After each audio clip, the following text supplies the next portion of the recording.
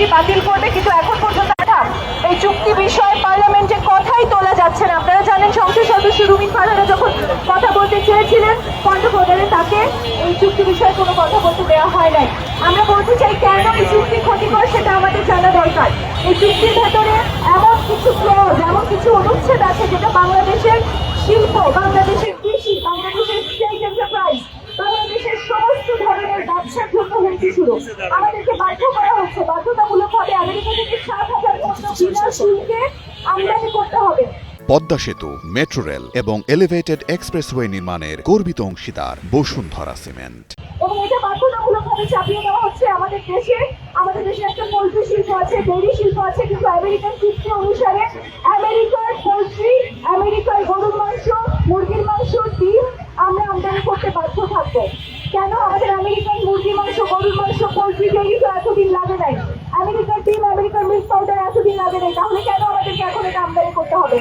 বলা হচ্ছে যে আমাদেরকে আমাদের গার্মেন্টস শিল্প বাঁচাতে নাকি এই চুক্তিটা করা দরকার ছিল, কিন্তু যেই রেসিপ্রোকাল, যেই ট্যারিফের কথা বলা হচ্ছে, যেটা চাপানো হয়েছিল, সেটা আমেরিকার সুপ্রিম কোর্ট নিজেই এটা বাতিল করে দিয়েছে। সারা দুনিয়া জুড়ে সব প্রশাসন এই রেসিপ্রোকাল নীতির জন্য সারা দুনিয়া জুড়েই তারা ভৎসনার শিকার হয়েছে। যেই তারিখ বা যেই শুল্কটা আমেরিকার সুপ্রিম কোর্ট বাতিল করে দিয়েছে, সেই শুল্কটা অ্যাভয়েড করার জন্য নাকি আমাদেরকে এই চুক্তি করতে বাধ্য করা হচ্ছে। সেই চুক্তি আমরা করতে বাধ্য হয়েছি। এরকম বাজে যুক্তি দিচ্ছেন আমাদের পররাষ্ট্রমন্ত্রী খলিলুর রহমান, যিনি অন্তর্বর্তীকালীন সরকারের সময় থেকেই দেশ বিক্রির এই ধরনের পায়তারার সাথে যুক্ত ছিলেন। এবং খুব দুঃখজনক যে জনগণের ম্যান্ডেট নিয়ে বিএনপি সরকার ক্ষমতায় এসেছে, কিন্তু তারা খলিলুরকে ঘাট থেকে ঝেড়ে ফেলতে পারেন নাই। খলিলুর রহমান এমনই শক্তিশালী, এমনই তিনি মার্কিন লবির পার্ট, যে খলিলুর রহমানকে বয়ে বয়ে আজকে একটি নির্বাচিত সরকারকে বয়ে নিয়ে আসতে হয়েছে। এবং আজকে খলিলুর রহমান সিদ্ধান্ত নিচ্ছেন, তিনি আমেরিকানদের সাথে বসছেন এবং তিনি মিথ্যা কথা বলছেন, চরম মিথ্যা কথা বলছেন যে এই চুক্তি নাকি খুবই ফ্রেন্ডলি, বন্ধুত্বপূর্ণ এবং এত ভালো চুক্তি নাকি হয় নাই। আমরা ভৎসনা জানাতে চাই, আমরা প্রতিবাদ করতে চাই যে এই ধরনের দেশ বিরোধী চুক্তি করার পরেও তারা একের পর এক মিথ্যা তথ্য দিচ্ছেন। যখন এই চুক্তি আপনারা গুগল সার্চ করলেই দেখতে পাবেন, নিজেরাই পড়তে পারবেন যে বাংলাদেশের প্রত্যেকটা সেক্টর, প্রত্যেকটা শিল্প খাত, কৃষি থেকে শুরু করে পোল্ট্রি, ডেইরি এবং ফার্মাসিউটিক্যাল শিল্প, যেটা বাংলাদেশের সম্পদ, সেই সমস্ত শিল্পকে ইজারা দিয়ে দেওয়া হয়েছে। সেই সমস্ত শিল্পের ভবিষ্যৎকে মারাত্মক হুমকির মুখে ফেলে দেওয়া হয়েছে শুধুমাত্র এই একটি চুক্তির মাধ্যমে।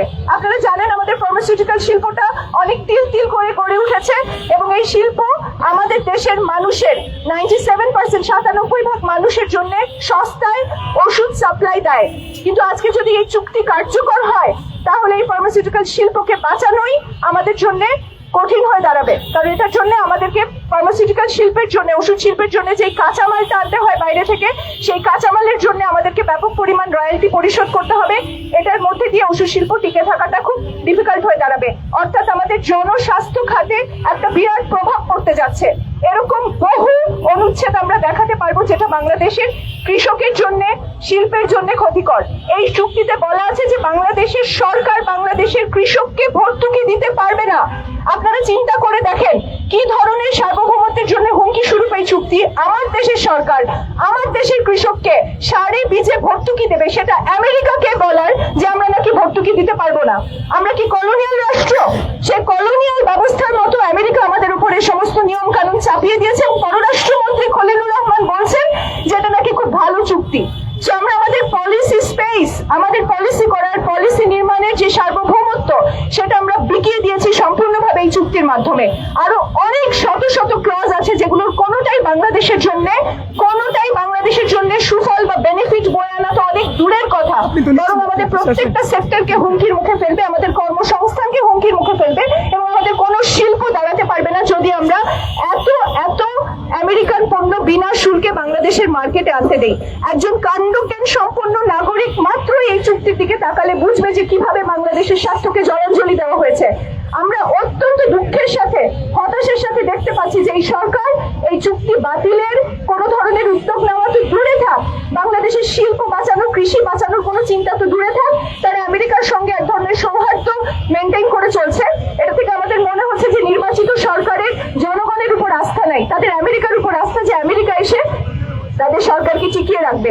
যে সরকার নির্বাচিত, যার ম্যান্ডেট আছে, তার কাছ থেকে এই ধরনের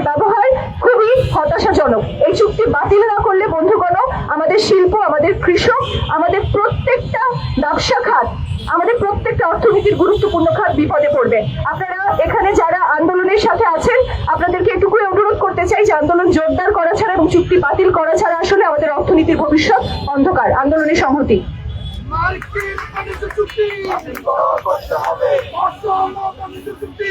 বন্ধুগণ, ছাত্র জনতার মশাল মিছিলে এখন সংহতি জানিয়ে বক্তব্য রাখবেন ডাক্তার হারুনুর রশিদ।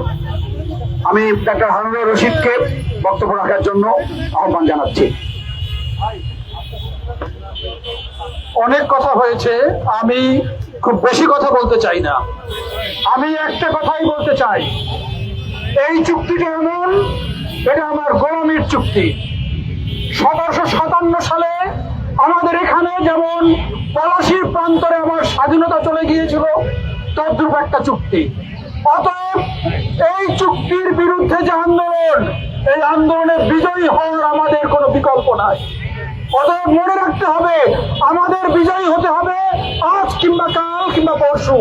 এই কথাটা আমাদের মনে রাখতে হবে। আর দু একটি কথা আমি বলতে চাই, সেটা হলো বিগত সরকারের নিরাপত্তা উপদেষ্টা, ওনার গায়ে এমন কি মধু, ওনাকে ডেকে এনে আপনারা পররাষ্ট্রমন্ত্রী করলেন। বিরাট চেয়ারম্যান আশিক চৌধুরী, তাকেও শপথে রাখলেন। খুব পরিষ্কার কথা। এর মাধ্যমে আমরা যেটা বুঝতে চাই, আপনারা এই চুক্তি কার্যকর করতে চান এবং তার অনেক পদক্ষেপ নিয়েছেন। একটা হলো আপনার সেখানে বিমান কেনার চুক্তি প্রায় সম্পন্ন করে ফেলেছেন, গম আনছেন। বাণিজ্য মন্ত্রী বলেছেন এরকম করে নাকি বাতিল করা যাবে না। আমরা আপনাদের কোনো কথা শুনতে চাই না। পরিষ্কার কথা, আমরা স্বাধীন দেশ হিসাবে আমার দেশের কৃষক এবং সাধারণ মানুষ তাদের স্বার্থের বিরুদ্ধে যে চুক্তি হয়েছে, সেই চুক্তি বাতিল করুন।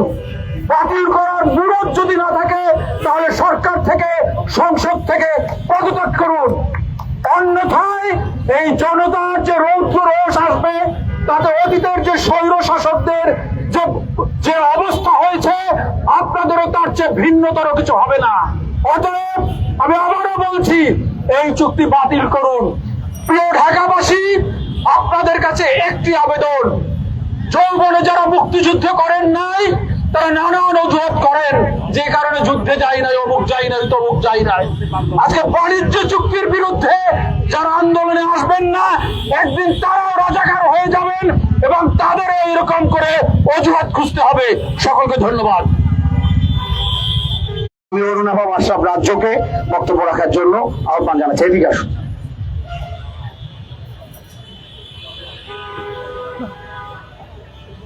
বন্ধুগণ, আপনারা এই সমাবেশে এসেছেন, যারা আমাদের মিছিল দেখেছেন, যারা আশেপাশ থেকে শুনছেন, পানি ঢুকে ধান নষ্ট হয়ে যাচ্ছে। এই কৃষকরা, তাদের পেটে আজকে ভাত নাই, তারা আজকে ঋণগ্রস্ত। বিশেষ করে যারা বর্গা চাষী, যাদের নিজেদের জমি নাই, তাদের অবস্থা আরো খারাপ। তারা কি পরিবারের পেট চালাবে নাকি ঋণের বোঝা টানবে? এই হচ্ছে বাংলাদেশের কৃষির অবস্থা। সেই অবস্থায় এই বাণিজ্য চুক্তিতে বলা আছে যে বাংলাদেশের এই কৃষকদের, বাংলাদেশের এই বিভিন্ন শিল্প খাতে, বিভিন্ন ইন্ডাস্ট্রিতে বাংলাদেশ সরকার কোন রকম ভর্তুকি বা প্রণোদনা দিতে পারবে না।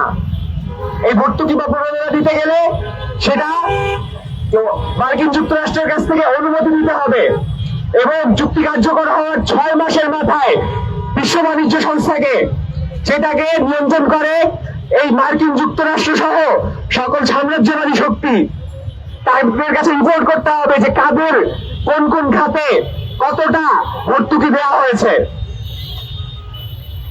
এই হচ্ছে অবস্থা। এবং সেই সাথে দেখেন, কিছুক্ষণ আগে পরবর্তী বক্তা একজন বলে গিয়েছেন যে বাংলাদেশের ওষুধ শিল্প সম্পূর্ণ ধ্বংস হয়ে যাবে।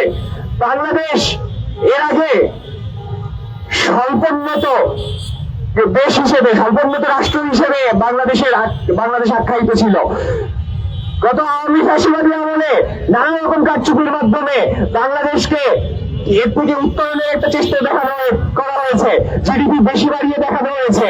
এই কাজ করার ফলে আজকে কি পরিণতি শিকার হচ্ছে আমরা, যে আমাদের এখন বাইরে থেকে ওষুধের কাঁচামাল আনতে গেলে এটার জন্য পেটেন্ট ফি দিতে হবে। তাহলে আগে আমরা যে ওষুধ কিনতে পারতাম 20 টাকায়, সেটা আমাদের এখন কিনতে হবে 500 টাকা। এরকম একটা হিসাব সামনে চলে আসবে। এই দেশের মানুষ, গরিব মানুষ, যাদের চিকিৎসার খরচ নিজেদের পকেট থেকে বেশিরভাগ দিতে হয়, কারণ এই দেশের যে স্বাস্থ্য খাত তার কোনো পাবলিক চরিত্র নাই, সেটা সব হচ্ছে ব্যক্তিগত মালিকানার হাতে তুলে দেওয়া হচ্ছে। সেই দেশের গরিব মানুষ আজকে কিভাবে চিকিৎসা নিবে যদি এই পরিণতি হয়? আমাদের দেশের এই গরিব মানুষদের পেটে লাথি মারার চুক্তি হচ্ছে এই বাণিজ্য চুক্তি। এবং সেই আওয়ামী ফ্যাসিবাদী আমলের পরে আসলো এই অন্তর্বর্তী সরকার। এই অন্তর্বর্তী সরকারের প্রতিরক্ষা উপদেষ্টা খলিলুর রহমান, তার এবং এই বিরাট যে চেয়ারম্যান আশিক চৌধুরী, এদের হাত ধরে এই চুক্তি করা হয়েছিল। এবং এখন বাংলাদেশের বর্তমান যে প্রধানমন্ত্রী তারেক রহমান, তার উপদেষ্টা, সে বলে যে বাংলাদেশ এই মার্কিন চুক্তিকে সম্মান জানিয়ে আচরণ করবে। এরকম নতজানু পররাষ্ট্রনীতি আমাদের। জামাত, বিএনপি, এনসিপি এরা কেউ এই চুক্তির বিরুদ্ধে দলগতভাবে কোনো অবস্থান নিচ্ছে না, যে চুক্তি এই দেশের পুরো অর্থনীতিকে পঙ্গু করে দিতে পারে। চিন্তা করে দেখেন, সেই আওয়ামী ফ্যাসিবাদের আমলের পরে যে ইন্টারিম সরকার আসলো, ইন্টারিমের পরে এখন বিএনপি ক্ষমতায় আসলো, এরা প্রত্যেকে এই দেশের জনগণের স্বার্থ বিরোধী আচরণ করছে। এই জনগণের স্বার্থ বিরোধী আচরণ এরা করতেই থাকবে যতদিন না এই দেশের জনগণের, এই দেশের শ্রমিক, কৃষক, নিপীড়িত জনগণের একটি নয়া গণতান্ত্রিক সরকার, সংবিধান রাষ্ট্র প্রতিষ্ঠা না করা হচ্ছে। যার জন্য প্রয়োজন মার্ক্সবাদ, লেনিনবাদ, মাওবাদের ভিত্তিতে বিপ্লবী আন্দোলন গড়ে তোলা। সংগ্রামী বন্ধুগণ, আপনাদের সবার কাছে এই সকল সাম্রাজ্যবাদ এবং সম্প্রসারণবাদ বিরোধী জনগণকে নিয়ে এই বিপ্লবী আন্দোলন গড়ে তোলার আহ্বান জানিয়ে আমার বক্তব্য শেষ করছি।